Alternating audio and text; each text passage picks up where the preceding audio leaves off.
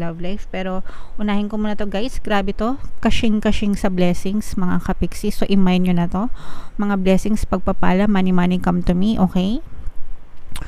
Palagi ko kayong pinapa-affirm yan guys pagdating sa kaperahan, para talagang more blessings, more money, no, yung dumating sa inyo, yung ma-attract nyo sa buhay. So palagi nyo lang sabihin yan guys, money come to me, palagi ako may pera and palagi ako nagkakapera. I-comment nyo din yan sa baba mga kapiksi. I-mind nyo tong mga blessings na to, mind blessings, mind money. This is financial abundance mga kapiksi, no? Financial blessings, abundance of money, abundance of wealth, abundance of riches.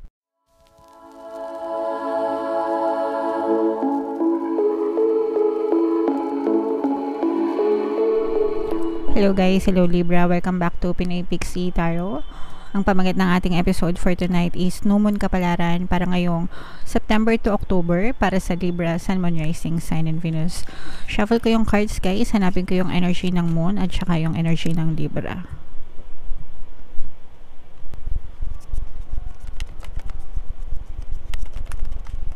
So ito yung energy ng Moon mga kapiksi. Ngayon naman hanapin natin yung energy ng Libra. Ito. Libra, kayo ay represent ng Queen of Swords sa ating spread. Combination guys ng positive and negative energy. General reading lang. Pwede mag-resonate, pwedeng hindi. Usog natin para makita yung pangalan natin. Alright. So, yung new moon ngayong September mga kapiksi ay sa September 14. Tapos yung next new moon ay sa October 14 naman. So, ang reading na to ay para sa period na yan. Grabe guys, sobrang ganda ng spread nyo, as in grabe kayo sa blessings, Libra, no? Meron tayong presence ng earth signs dito, Capricorn, Taurus, Virgo. For some of you, you may be dealing with an earth sign or maaring meron silang earth elements sa kanilang natal chart pagdating sa love life. Pero unahin ko muna to guys, grabe to, kashing sa blessings mga kapiksi. So i-mind nyo na to, mga blessings, pagpapala, money come to me, okay? Palagi ko kayong pinapa-affirm yan guys pagdating sa kaperahan, para talagang more blessings, more money, no, yung dumating sa inyo, yung ma-attract nyo sa buhay. So palagi nyo lang sabihin yan guys, money come to me, palagi ako may pera and palagi ako nagkakapera. I-comment nyo din yan sa baba mga kapiksi. I-mind nyo tong mga blessings na to, mind blessings, mind money.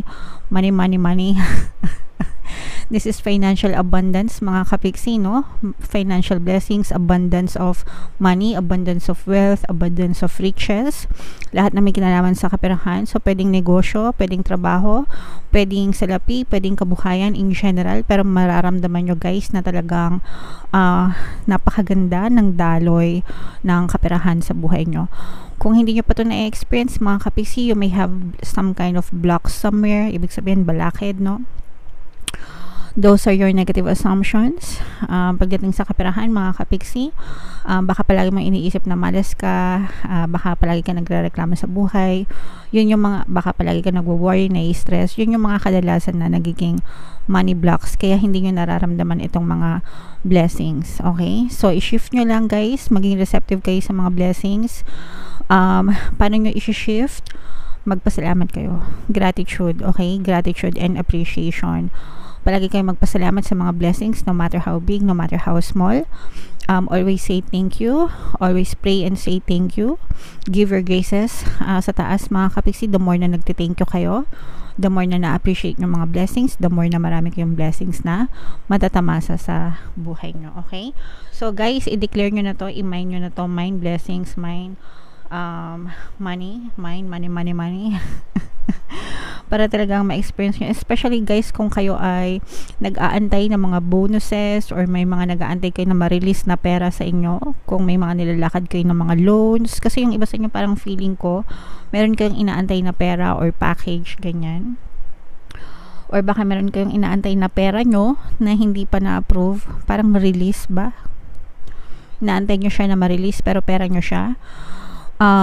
I-push nyo lang mga kapiksi, no? Talagang mabibigay sa nyo yan, maigagrant yan sa inyo guys. And ito din yung magiging hudyat or simula ng inyong pagbangon, especially kung naging stagnant yung buhay nyo, pag sinabing stagnant, walang paggalaw, walang movement, na stuck, di ba? Parang tubig kanal, stagnant, hindi umaandar. Kung naka-experience kayo ng ganon sa inyong kabuhayan, kaperahan, makaka-recover kayo unti-unting, mararamdaman nyo yung pag-usad, no? Pag-usad sa buhay nyo, mga kapiksi. So, just keep on persisting. Yung iba napapagod na, so magpahinga. If you feel tired, magpahinga, mga kapiksi, pero wag na wag susuko. Pagdating naman sa relationship, mga kapiksi, no, meron tayong energy ng betrayal dito. So, your partner may be cheating on you or may have cheated on you. Baka nagsinungaling ito sa'yo, baka meron itong ginawa na hindi maganda behind your back. Pero itong person mo magsusorry, ito mag-o-offer ito ng apology. If in case na nahuli mo siya, if in case na may na-discover ka sa kanya, ganyan, magsusorry ito sa'yo, mga kapiksi. Pwedeng hindi niya intention na gumawa ng hindi maganda, baka nabuyo lang siya, ganyan, or whatever, kung ano man yung reason niya, pero again, magsusorry siya sa inyo.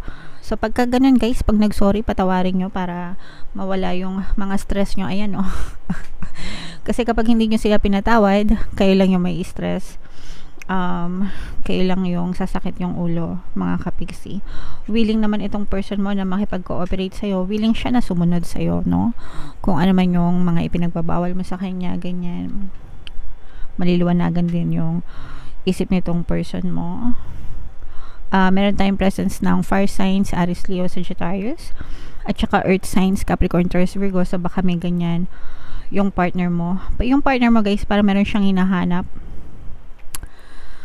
Parang naghanap siya ng adventure or excitement sa relationship. So baka kasi masyado na nagiging boring yung relationship nyo. Sometimes kapag matagal na yung relationship, too much na komportable, di ba?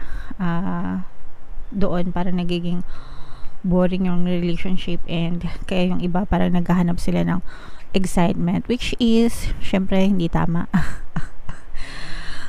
Pero try nyo na mag-date, labas-labas minsan, mag-travel, or kung ano man, para ma-excite ulit yung person mo, kapiksi. Alright? But it's not about you. There's nothing wrong with you, mga kapiksi. You are perfect the way you are. Tell yourself that. You are perfect the way you are. You deserve to be loved and wanted and desired. And you deserve to have a harmonious relationship. Okay? Alright. So, comment down below, mga kapiksi, if naka-resonate kayo dyan. And yung mga pinapamain ko sa inyo, guys, i-main nyo na kasi sobrang ganda talaga ng kaperahan showcase nyo, okay? So, tingnan natin, Libra, kung ano yung additional na mensahe sa inyo gamit itong deck na to. Habang sinashuffle ko to, guys, panoorin nyo muna tong video natin regarding sa ating paano mag-manifest ng abundance video course. Kapiksi, sawa ka na ba sa mga struggles at hirap sa buhay mo? Masipag ka ba at masikap sa buhay ngunit hindi ka pa rin umaasenso? Ilang beses ka na bang nag-attempt magnegosyo at mag-invest pero palagi ka pa rin nalulugi? Sa pagkakataon na ito ay maaaring may subconscious beliefs ka na nagiging balakid sa iyong pag-unlad at pagyaman. Introducing, paano mag-manifest ng abundance video course. Dito ay matututunan mong ma-overcome ang mga balakid mo para tuluyan ka ng umunlad, umasenso, sumagana, maging matagumpay, successful at maswerte sa iyong kabuhayan, pera, trabaho, negosyo, salapi at kaperahan ng bonggang-bongga. Dali, mag-send na ng email sa pinoypixitaro@gmail.com at simulan na ang iyong pagyaman ngayon. Alright, so mag-avail ka na ng course, kapiksi. Sobrang ganda talaga niyan. And magbibigay ako ng 1 free pampaswerte subliminal sa lahat na mag-avail ng course until September 31. So mag-avail na kayo, mga kapiksi. Meron din tayong email coaching, guys. Manifest your desires using the law of attraction. If meron kayo mga specific na gusto nyang i-manifest, pwedeng love and relationship, pwedeng money or career, mga kapiksi.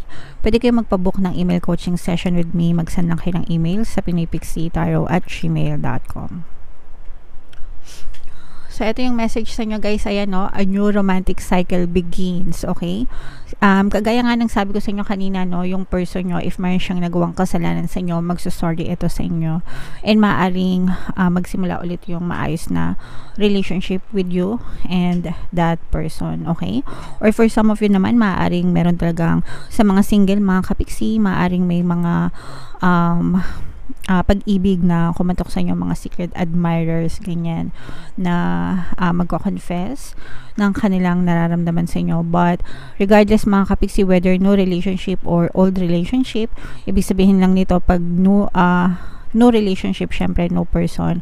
Pag old relationship, maaring marikindle yung inyong relationship ng inyong person, mga kapiksi.